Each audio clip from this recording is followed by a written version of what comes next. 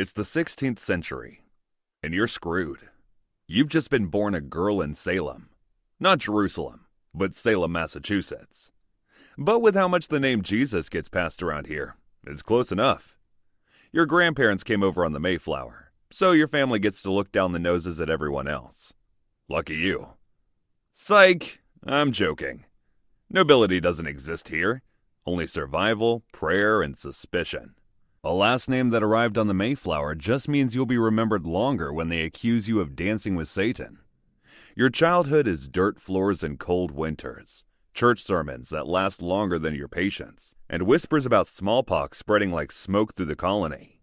When the pox doesn't get you, it gets your neighbors. So death is just another piece of household furniture. You learn quickly not to smile too wide. People already call you spirited. That's not a compliment. A few years pass, and you turn 5. Welcome to the world of judgmental neighbors. You don't sew straight. You laugh too loud. You slip out of church some evenings to watch the trees instead of the pulpit. You think the sermons are boring. Every little quirk turns into a rumor. The minister says rebellion is the devil's seed. Salem's children memorize that line before they can spell their names. And yet, you keep sneaking glances at the world beyond the church windows, wondering if life has more to offer than pews and plows. Your parents dote on you more than the neighbors think proper. They let you keep a black kitten that curls at your feet when you study. They even let you read more books than the Bible. You read of lady adventures that sail across oceans. You read about powerful female rulers like Queen Elizabeth I and Mary Queen of Scots. You even read The Secrets of Isabella Cortese, a medical journal by Italian alchemist Isabella Cortese. Everyone else mutters, a woman with ideas is dangerous. Still, for now, you're just a strange girl with freckles, a stubborn streak, and dreams of worlds beyond Salem. Not a witch. At least, not yet. But in Salem, the difference is just a spark waiting for dry tinder. And this village is already bone dry. Congratulations, you're now 14. Growing up in Salem, you notice how quickly girls disappear. One season, they're chasing you through orchards. The next, they're carrying babies on their hips, tied to husbands twice their age. Childhood here has an expiration date, and it runs out fast. You cling stubbornly to your independence. You love the orchard. The stubborn chickens that peck at your skirts. The woods that breathe with more honesty than the meeting house. You'd rather climb a tree and scrape your knee than embroider a sampler with perfect scripture. The minister calls that unladylike. Your neighbors call it trouble. You just call it living. Some of your childhood friends don't forgive you for it. Ann Putnam, 5 years older, already a victim of early marriage, was once your companion. You played together.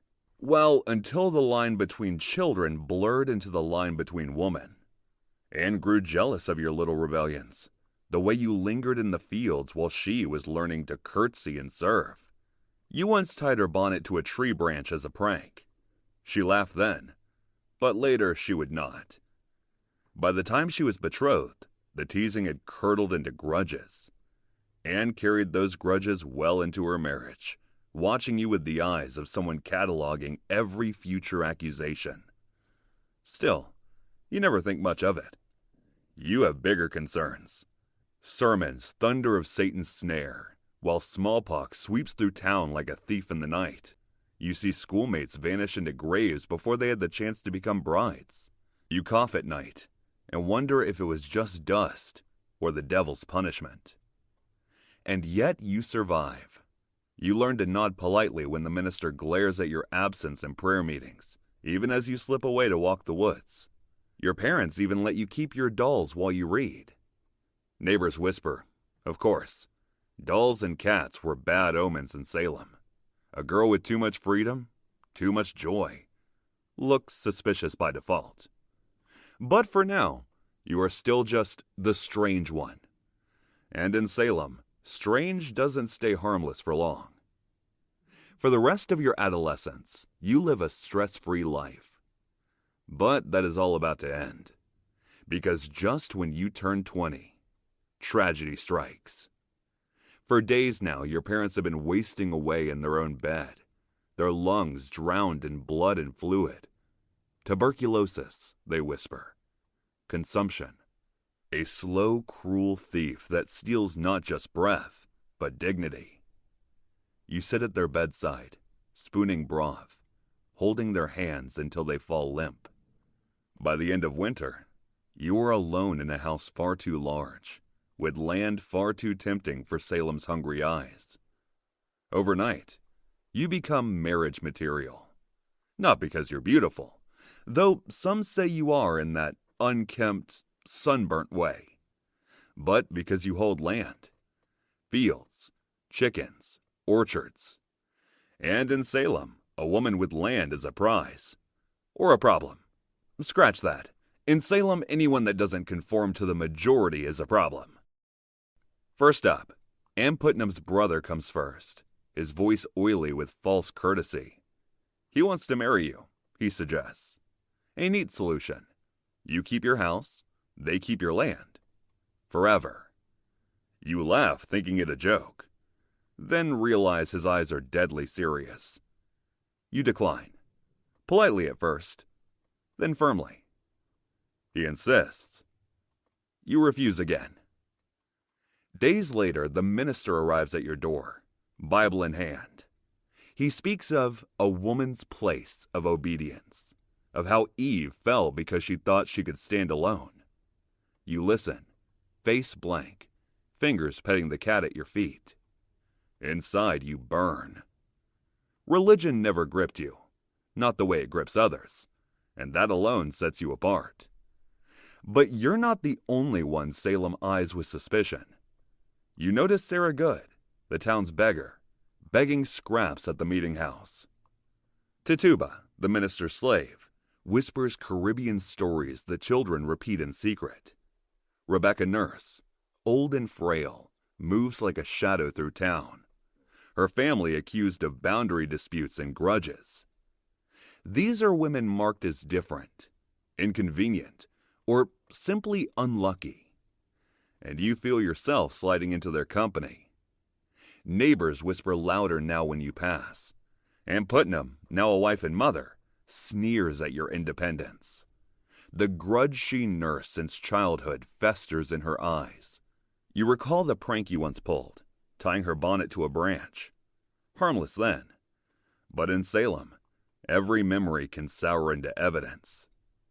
You tend to your land as best you can, stubborn against their advances. But you feel the weight of their stares. A single woman with property, without husband, without piety, is Salem's favorite kindling. And the fire is coming.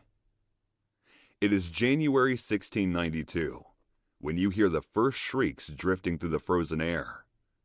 Reverend Parris's daughter Betty and niece Abigail had a nightmare crying that witches claw them in the night. Word spreads faster than the pox ever did. By the time it reaches your ears, the tale is twisted into proof Satan is walking in Salem. You want to laugh. Children's games, you tell yourself. But then you hear the rest. Tituba, Parris's slave, has confessed. You hear tales of flying spirits, the devil's book, witches cavorting in the dark. Whether she was beaten into it or forced by fear, you do not know. You only know her words are a match tossed into dry grass, and the village is already burning. You watch neighbors dragged to jail. Rebecca Nurse, a grandmother who hummed psalms in her garden. Sarah Good, a poor woman begging for scraps. Sarah Osborne, sick, accused for marrying against the town's wishes. 3 women gone, and you know the crowd only hungers for more. Soon the finger points to you. That freckle you were born with? Satan's brand. The chamomile tea you brewed for Goody Proctor's cough. A curse that killed her cow. The cat who naps on your lap. A demon familiar. Even your scorched bread for the meeting house is whispered to be the devil's loaf. You see Ann Putnam Sr.'s lips curl. Her daughter Ann Jr. swears that your ghost chokes her in the night. And her brother? Well, he comes again with marriage offers, smiling as if salvation lies in surrender. You say no again. Not too much later, you're hauled in chains to the meeting house. The floor creaks beneath you. The girl's already shrieking before you open your mouth. The trial begins with a touch test. One of the girls collapses the instant you brush her sleeve. Gasps ripple through the crowd. Witchcraft confirmed. Then comes the witch cake, baked from rye in a sick child's urine, fed to a dog. The poor mutt twitches, sneezes, and that's enough. You're a witch. Spectral evidence follows like theater. They claim your shadow flew through windows, pinched their skin, rode them like beasts. You weren't there, but absence is the strongest proof in Salem. The Putnams nod, faces hard with piety. But you see the glint. Not faith, greed. They want your fields. Back in jail, the stench welcomes you. Straw damp with piss, walls sweating mold. Every prayer you whisper sounds too rehearsed. Every silence, defiant. Rebecca Nurse hums a psalm beside you, her calm almost unbearable. She believes God listens. You've stopped believing. The names of the condemned echo through the cells like bells tolling. You remember Bridget Bishop, bright ribbons on her bodice, too much laughter for Puritan taste. You bought cider from her once. Now she hangs at Gallows Hill. Sarah Osborne, sickly and bent, who rarely left her bed.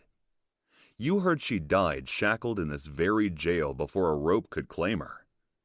George Burroughs, the minister who once led prayer as strong as thunder. They say he recited the Lord's Prayer perfectly on the ladder, something witches can't do. They still hanged him anyway. Giles Corey, crushed with stones. You never spoke with him, but you heard the guards murmur his last words. More weight. Brave, stubborn fool. Only crime was refusing to plead. You look at Susanna Martin, once sharp-tongued, now hollow-eyed. At Elizabeth Howe, who only ever smiled kindly when your paths crossed. Both condemned. Both branded Satan's brides. Beside you, Elizabeth Proctor swells with child, her belly pressing against iron bars.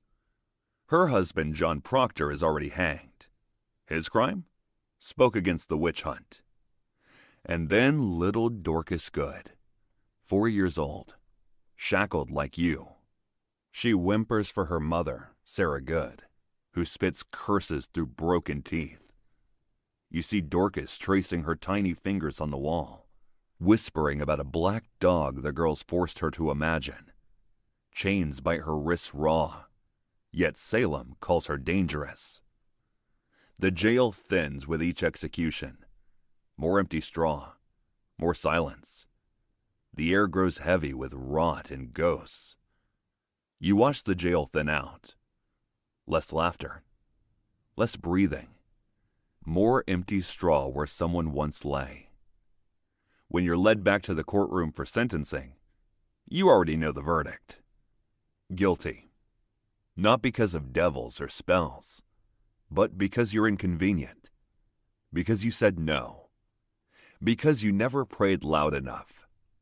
Now all that's left is to wait. A few days later, you're escorted to Gallows Hill. The crowd gathers to watch you swing. You look at their faces, hoping to see a kind face. The only thing you see is condemnation from people you called neighbors. From friends, you see shame. Even they are scared to speak out. John and George were already examples enough. Finally, you're asked to confess one last time. You want to do so. You really want to live. But then you wonder if you can still live among them. If things will ever go back to normal. You think of the heroines in your books. Would they cave? So you remain defiant, refusing to bend. Soon, you feel the rope snap your neck on Gallows Hill. You gasp for breath as your face turns blue. Your legs move, hoping to catch stable footing. Soon, they stop. You stop. And your story ends here. No ballad for you. No legacy. Just silence where your orchard once stood. Whispers of those who survived lingers in Salem, but survival is not mercy. Elizabeth Proctor lives, but only because she's carrying life inside her. Her newborn dies in prison, the gift Salem gave for her reprieve. Little Dorcas Good, barely 5, leaves jail, but not her mind. They say she mutters to herself, still haunted by the black dog the court made her invent. Her mother's curses at the scaffold echo longer than her body swinging. But curses can't tend to her daughter. The rest are ash and memory. Rebecca Nurse, George Burroughs, Bridget Bishop, all gone. Their families left to tend to their wounds. And the accusers? They grow old and pious. Years later, Ann Putnam Jr. stands in church, voice shaking with rehearsed repentance, apologizing for delusions of the devil. By then, half of Salem's innocents are in the ground. Cotton Mather, who insisted on George Burroughs' execution, prints another sermon, never chained for his role. The magistrates mutter errors of judgment, as though gallows were misfiled paperwork. The ministers declare it hysteria, a fever of the age. They hang their heads, then lift them again to preach next Sunday, as if Salem never bled. The town heals, crops return, houses rise where jails once stank. The machines keep turning, oiled by your bones. And the Putnams? They have your land now, your orchard, your chickens, your woods, the fruits of God's justice ripening sweet in their hands. Salem moves on. Salem always moves on. Your story is nothing but a cautionary tale, a shadow in sermons, a setting for ghost literature, a ghost story mothers whisper to make their daughters behave. Whether you're a witch or a victim, there's no difference once your name is scratched into the record. And you're remembered only as a warning. Don't be strange. Don't be bold. Don't stand alone. Because in Salem, that's all it takes to hang.